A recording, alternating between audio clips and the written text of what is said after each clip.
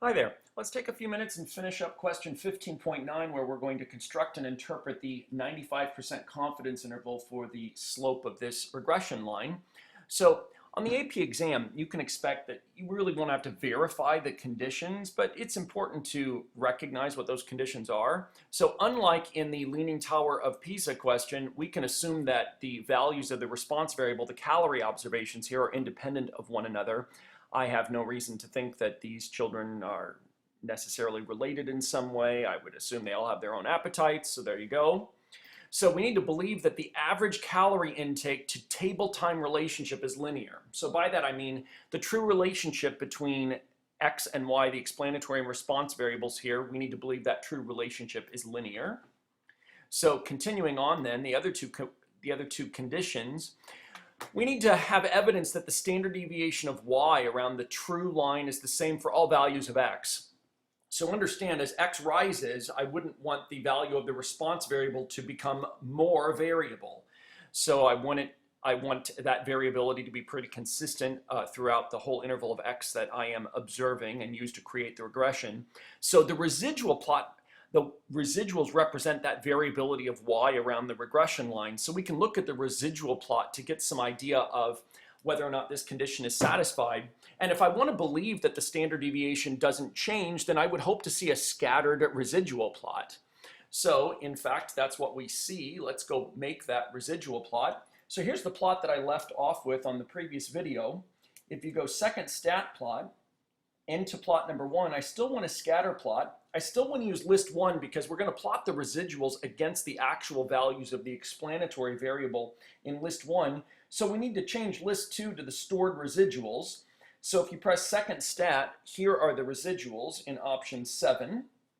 We can press enter here and we can zoom 9 this. This will give us a perfectly good residual plot. Indeed, it's scattered, so I have no reason to think that y is any more or less variable for smaller values of x as it is for larger values of the explanatory variable. So for all intents and purposes, that condition looks like it's satisfied. Oops, there's my desktop at home. That's a picture of my younger son Lawson that actually Landon took. So back to the conditions.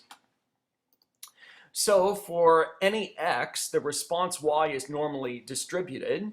So again, I can consider the residuals here. If I look at the residuals, I can look at a histogram of those and get some idea of whether or not they are distributed normally. So let's take a look at that histogram here. To set up the histogram then, let me show you my calculator again. We'll go second y equals, we'll go into our first plot. Here is the histogram option. Now notice for the x list then, we want to make sure that we're using the residuals.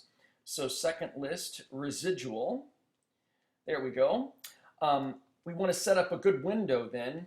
None of the residuals exceed positive 50 or any lower than negative 50. A scale of 10 is fine.